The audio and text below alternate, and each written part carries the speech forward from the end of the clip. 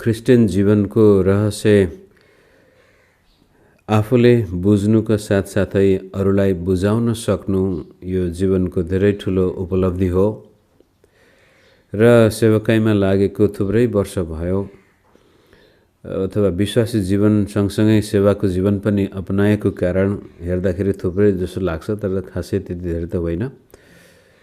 र कहिलेकाहीँ सेवाको यो मेलोमा विश्वासीलाई त्यही कुरो 2-3 पटक सिकाइसकेपछि मनमा लाग्दो रहेछ हाम्रा विश्वासीले त सिकिसके, तर त्यो कतिपटक नहुँदो रहेछ। कारण आफैले आफैलाई मूल्याङ्कन गर्दाखेरि पनि जुन प्रकारको दृष्टिकोण आफूले मैले प्राप्त गरेको छु त्यो प्राप्त गर्न पनि धेरै मेहनत गर्नु परेको थियो, धेरै सङ्घर्ष गर्नु परेको थियो, धेरै अध्ययन गर्नु परेको थियो। लामो समयसम्मको अध्ययन, थुप्रै किताबहरू, धेरै प्रभुका दासहरूले बोलेका वचनहरू र आफैले पनि बसेर मनन गर्दा गर्दा गर्दा बल्ल एउटा दृष्टिकोणमा पुगिदो रहेछ। तर त्यो कुरो विश्वासीको सामनेमा प्रस्तुत गर्दाखेरि मैले एकपटक सिकाइसकेँ, अब त बुझिसके होलान् भनेर त्यो ठानिदो रहेछ। कारण जब कुनै कुरो 1-2 पटक विश्वासीको सामनेमा राखिसके, चर्चको सामनेमा राखिसकेपछि आफूलाई एक किसिमको आत्मसन्तुष्टि भनौँ कि अथवा आत्मविश्वास के हुँदो रहेछ भने हाम्रा विश्वासीले यो सिकिसकेका छन्, जानिसकेका छन्।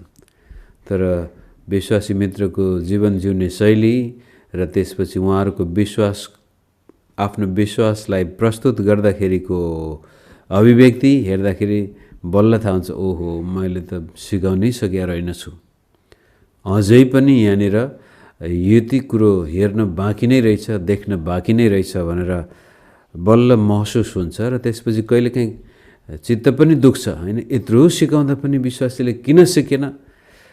अनि फर्केर आफैलाई ऐनामा हेर्दाखेरि हो नि त, मैले यो दृष्टिकोण हाल्नको लागि कति मेहनत गरेको थियो, कति वर्ष लागेको थियो, कति पटक यसको बारेमा पढेको थिएँ, अध्ययन गरेको थिएँ, तर्क वितर्क गरेको थिएँ, बल्ल यसको निष्कर्षमा म पुगेँ। त मैले एकपटक भन्दैमा विश्वासीले कहाँ त्यो सक्छन् होला भनेर अनि बल्ल आफैले आफैलाई चित्त बुझाउनु पर्ने हुन्छ। त मैले भन्न खोजेको कुरो मित्रहरू, बाइबलले कुनै कुरो उल्लेख गरेको छ, तपाईँले 1-2 पटक पढ्नु भएको थियो, तर त्यो जीवनशैलीमा उतार्नको लागि यो त्यति सजिलो छैन। त्यसको लागि मेहनत गर्नुपर्छ, धेरै समय बिताउनुपर्छ, धेरै पटक त्यो वचनलाई सुन्नुपर्ने हुन्छ, धेरै पटक त्यसको बारेमा अध्ययन गर्नुपर्ने हुन्छ। एउटा व्यक्तिले बोलेको मात्र होइन, 10 वटा व्यक्तिले सायद सके त 50 वटा व्यक्तिले त्यसको बारेमा के भनेको छ। त्यस्तो प्रकारले हाम्रो विश्वास निर्माण हुन्छ। दृष्टिकोण निर्माण हुनु, दृष्टिकोणलाई बदलेर, पुरानो दृष्टिकोणलाई बदलेर नयाँ दृष्टिकोणलाई अपनाउनु त्यति सजिलो छैन। त्यसै कारण बाइबलले धेरै पटक हामीलाई परिवर्तनको आह्वान गर्छ, भित्री परिवर्तनको आह्वान गर्दछ।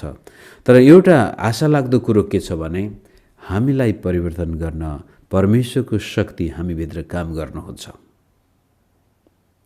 त्यो चाहिँ सम्भावना छ। पवित्र आत्माले हामीलाई कुनै पनि कुरो प्रकाशित गर्न सक्नुहुन्छ। बाइबल पढ्दा पढ्दै अचानक हाम्रो घैँटोमा घाम लाग्न सक्छ। यो पो रहेछ भन्न खोजेको कुरो। र बाइबललाई जीवनमा अवलम्बन गर्नको लागि, बाइबलले भनेको कुरो आफ्नो जीवनमा उतार्नको लागि पनि हामी आफ्नो प्रयासमा चाहिँ सफल हुँदैनौँ। हामीलाई पवित्र आत्माको सहायता चाहिन्छ। कारण हामी हिजो पनि मैले भन्दै थिएँ, हामी स्वर्ग र पृथ्वीलाई जोड्ने प्राणी हौँ, परमेश्वर र मानिसलाई जोड्ने प्राणी हौँ। र त्यसै कारण यो जीवन र मृत्युलाई पनि हामीले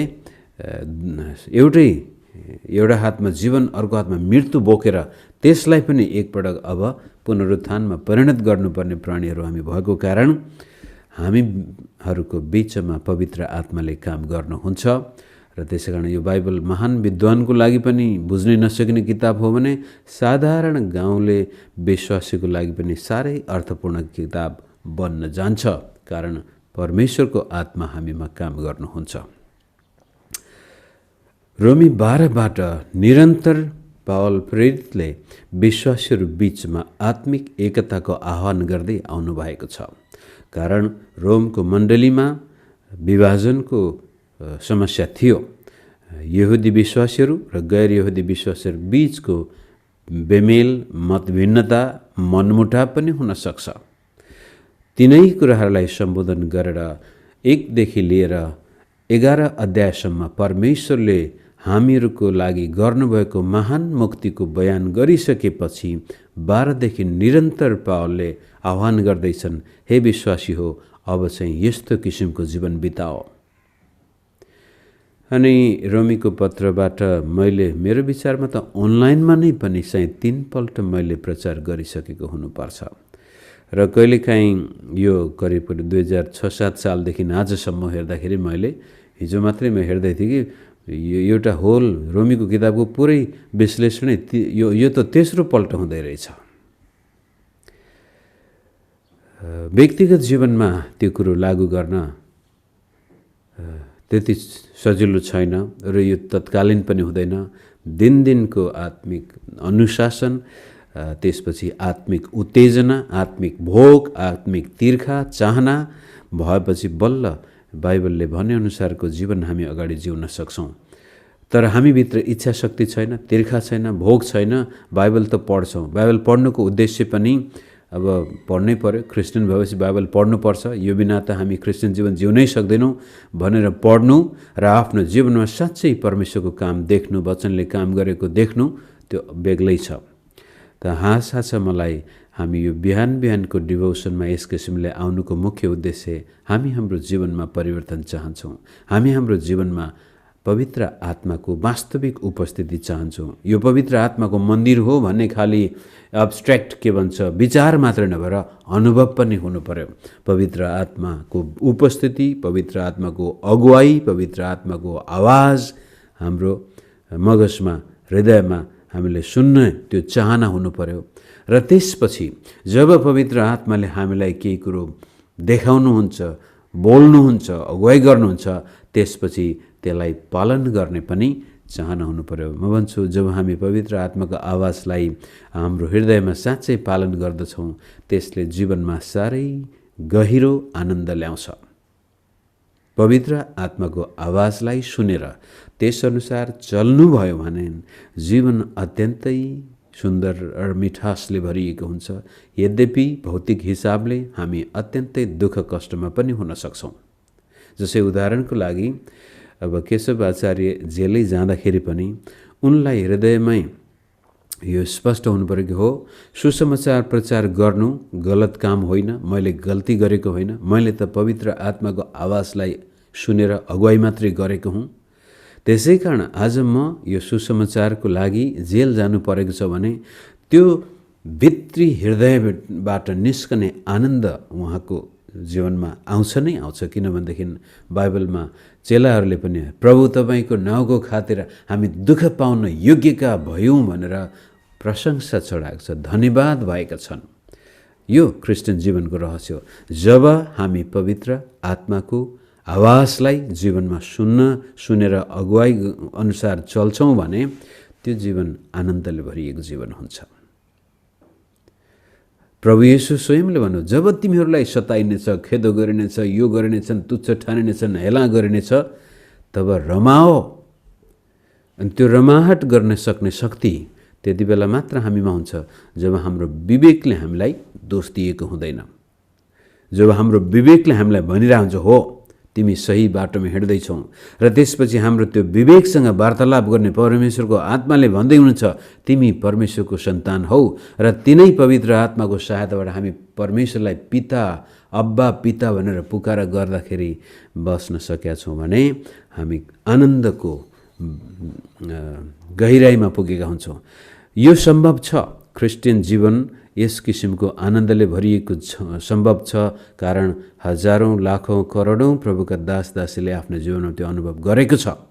यदि एउटा व्यक्तिले गर्न सक्छ भने सबैले गर्न सक्छन्। तर कहिलेकाहीँ यो हारेको सुसमाचार हामीलाई सुनाइएको कारण संसारमा बसुन्जेलसम्म क्रिस्चियन जीवन सम्भव छैन, स्वर्ग गएपछि मात्रै क्रिस्चियन जीवन जिउन सकिन्छ भन्ने यो हारको सुसमाचारले आज धेरै विश्वासीलाई चित्त बुझाएको हुन्छ होइन, ठिकै छ, अब संसारमा हुँदाखेरि यस्तै हो, स्वर्ग गएपछि रमाइलो गरौँला भन्ने त्यो गलत आश्वासन हामी आफैलाई दिन्छौँ। फलस्वरूप यो गजबको आनन्दबाट हामी हात धोइरहेका हुन्छौँ। क्रिस्चियनहरू बीचमा, विश्वासीहरू बीचमा त्यो आनन्द महसुस गर्नको लागि एकताको आवश्यकता पर्दछ। ख्रीष्ट येशूमा र त्यसपछि एक आपसमा जब आत्मिक एकता हाम्रो अनुभव गर्दछौँ तब वास्तवमै आनन्द पनि हाम्रो त्यति नै गहिरो रूपले जीवनमा आउँछ।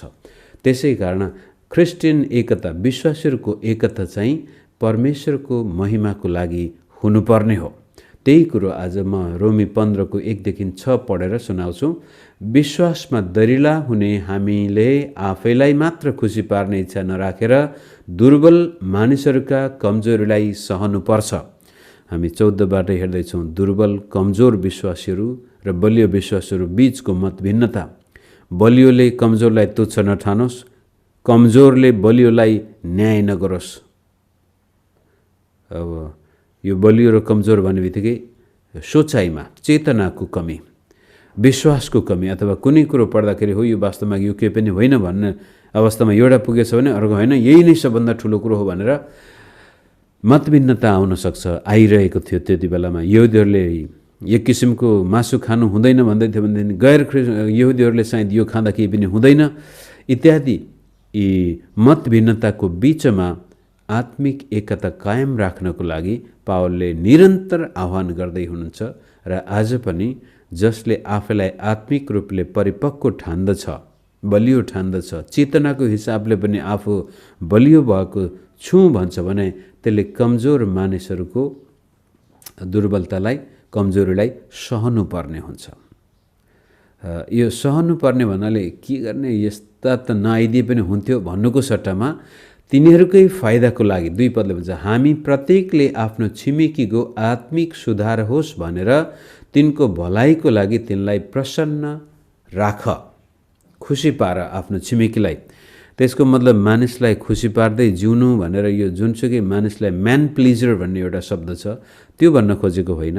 तर त्यही मानिसको फाइदाको लागि यदि कसैले मासु खान हुँदैन भनेर उसलाई लाग्छ भने तब आफूले पनि मासु खान छोडेर जसरी हुन्छ त्यो विश्वासीलाई खुसीमा राख्नु पर्यो, ताकि एक दिन त्यो व्यक्ति पनि यस्तो स्थितिमा आइपुगोस्, वास्तवमा मासु खाँदा पनि केही नहुँदो रहेछ त भन्ने अवस्थामा नआउन्जेलसम्म त्यो व्यक्तिलाई हामीले चित्त बुझाउनु पर्यो।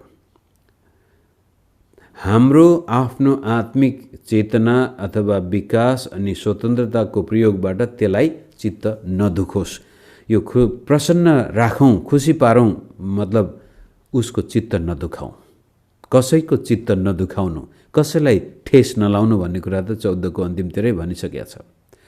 त्यसकारण आफ्नो छिमेकीको चित्त चाहिँ नदुखाउँ। 3 पद, किनकि ख्रीष्टले पनि आफैलाई प्रसन्न पार्नु भएन, जसो लेखिएको छ, तपाईलाई निन्दा गर्नेहरूको निन्दा ममाथि पर्यो। भजन सङ्ग्रहमा दाउदले आफ्नो जीवनमा आएको दुःख कष्ट र मानिसहरूले गरेको आक्रमणलाई उसले सम्झिँदैछ। यो पावलले उल्लेख गर्दाखेरि दाउदले त भन्छ मेरा विरोधीहरू यति धेरै छन्, त्यो भजन सङ्ग्रह 69मा, मेरो शिरका कपालभन्दा पनि बढ्ता मेरा शत्रु छन्, हे प्रभु तापनि तिनीहरूमाथि दया गर्नुहोस् भन्ने किसिमले त्यो एउटा मेसियानिक प्रार्थना त्यहाँ गरेको छ। र त्यही कुरो ख्रीष्ट येशूको जीवनमा पनि पावलले लागू गरेर भन्छ, हेर प्रभु येशूको उदाहरण, उहाँले आफैले आफैलाई खुसी पार्नु भएन। यहाँसम्म कि गेतसमनीको बगैँचामा, हे प्रभु तपाईँको इच्छा छ भने यो कचरा हटोस्, तर तापनि मेरो इच्छा होइन तपाईँको इच्छा पुरा होस्। परमेश्वरको इच्छा पुरा गर्नु हो भने हामीले अरू मानिसलाई चोट पुर्याउनु भएन, छिमेकीलाई चोट पुर्याउनु भएन।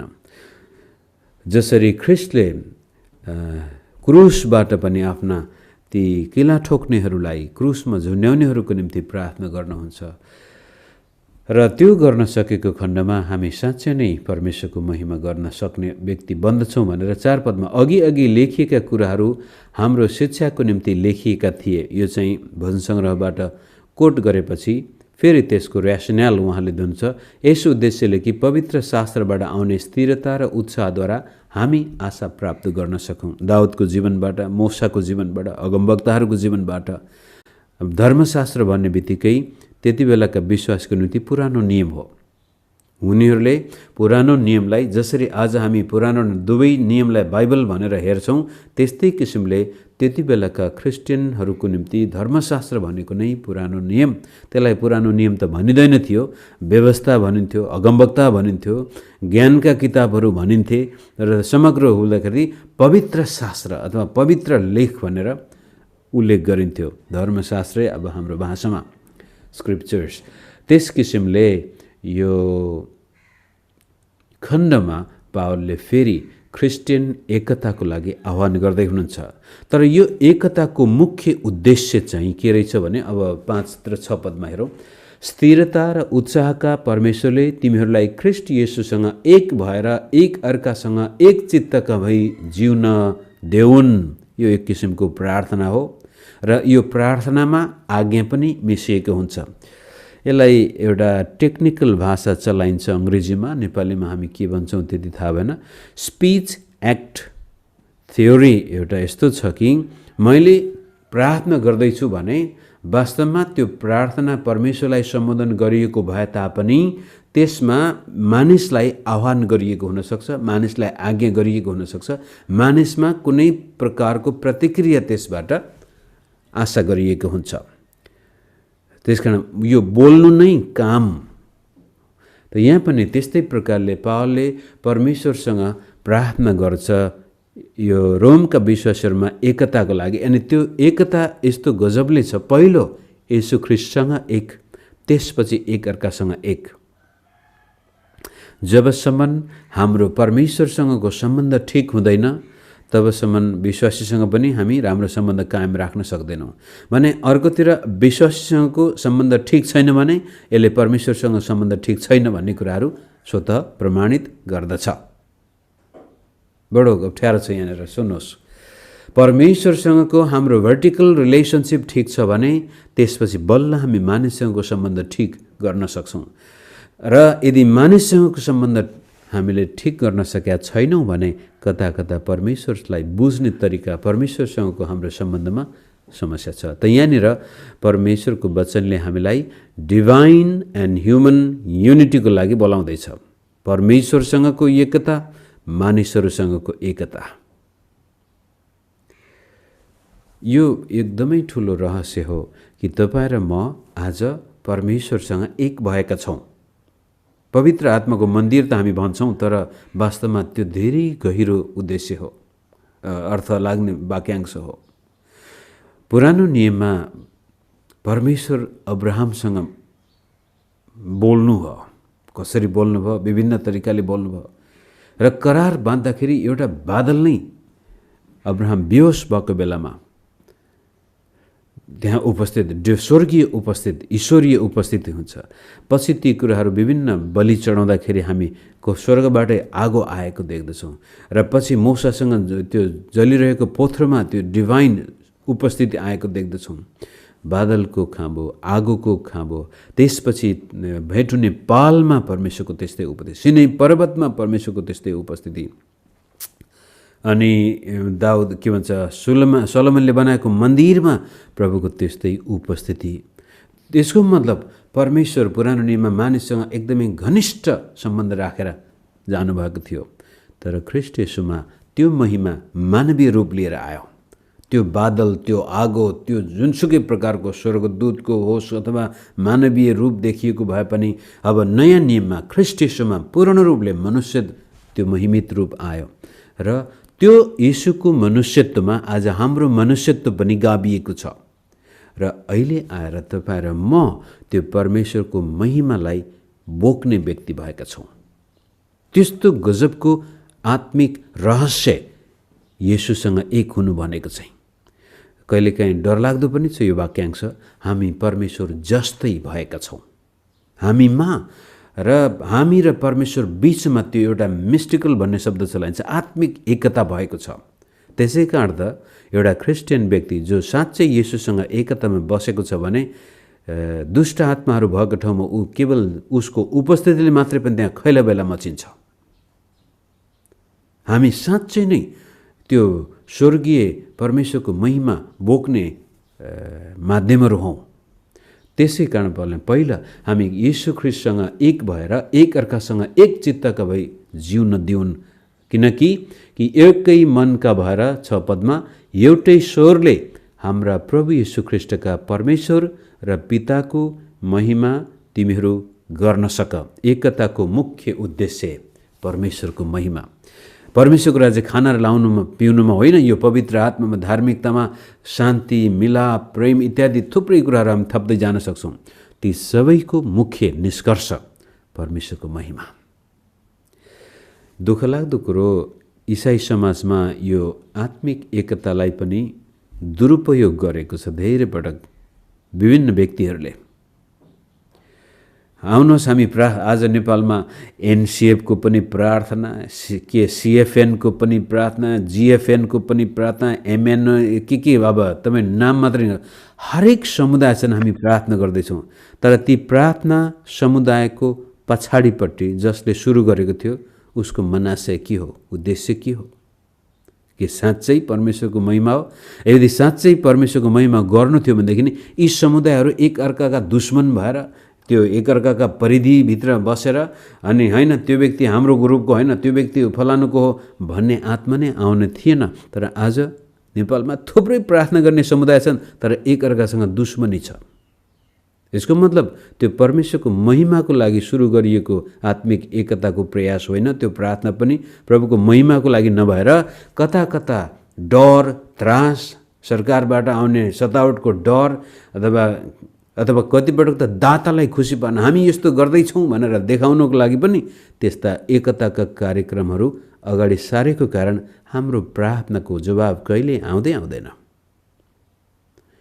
यहाँसम्म कि आत्मिक एकतामा हामी लोग्ने स्वास्नी पनि बसेका छौँ भने हाम्रो प्रार्थनाको जवाब पनि आउँदैन। पहिलो पत्रुस 3:7 भन्छ, त्यसै कारण लोग्ने स्वास्नी बीचमा पनि त्यो आत्मिक एकता, जुन प्रकारको विवाहमा स्त्री पुरुष दुईजना, एउटा स्त्री एउटा पुरुष विवाहमा जोडेपछि त्यो एकै हुन्छ भनेको छ, वास्तवमा त्यो युनियन छ भने त्यो विवाहमा बडो गजबको परमेश्वरको आशिष आउँछ। त्यो लोग्ने स्वास्नी गरेका प्रार्थनाको जवाब आउँछ। म आफ्नो जीवनमा गवाई स्पष्ट भन्न सक्छु। जुन दिन बुढाबुढी हामी एकदमै माया प्रेममा हुन्छौँ, एकैसाथ प्रार्थना गर्दाखेरि उदयको काम हुन्छ। तर कहिलेकाहीँ बुढाबुढी ठाउँ रिस उठाएको थियो अनि त्यसलाई चाहिँ हामीले मिलाएनौँ, त्यत्तिकै प्रार्थना मात्रै गरेका थियौँ भने त्यो प्रार्थनाको जवाब आएको छैन। हामीले जीवनमा अनुभव गरेका छौँ। श्रीमान श्रीमतीले जब एकै ठाउँमा घुँडा टेकेर कुनै विषयमा प्रार्थना गर्दाखेरि उदयका काम हुन्छन्। तर कहिलेकाहीँ बुढी एकातिर आफू अर्कोतिर गएको छौँ तर त्यसको कहिल्यै उद्धार आएन। त लोग्ने स्वास्नी मेरो आफ्नो व्यक्तिगत अनुभव हो।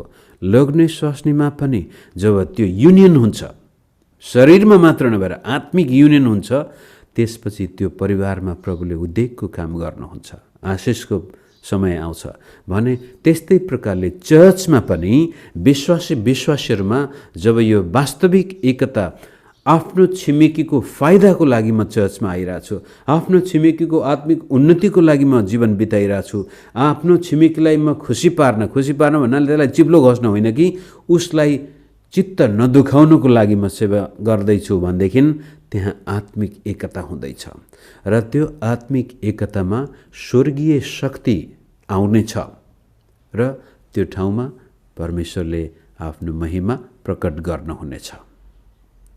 त आज धेरै देशमा चर्च कमजोर छ, कारण यो प्रोटेस्टेन्ट रेफर्मेसन यता यसलाई चाहिँ हामीले मण्डलीमा विभाजन हुनु चाहिँ साधारण कुरो ठानिदिएका छौँ अनि विश्वासीमा मनमुटाव हुनु साधारण होइन। वास्तवमा यसले धेरै ठुलो घाटा छ हाम्रो लागि मात्र नभएर परमेश्वरको महिमा पनि त्यहाँ हामीले रोकिरहेछौँ, आउन दिएका छैनौँ। परमेश्वरको राज्य फैलाउनुबाट पनि हामी त्यसको बाधक बनेका छौँ र सायद एक दिन प्रभुको सामनेमा हामीले यसको लेखा पनि, यदि मेरो कारण मण्डलीमा विभाजन आइरहेछ म कसैसँग मिल्नुको सट्टामा सबैको चित्त दुखाउँदै त्यहाँ भाँडभैलो गर्दैछु भनेदेखि त्यसको लेखा मैले दिनुपर्नेछ।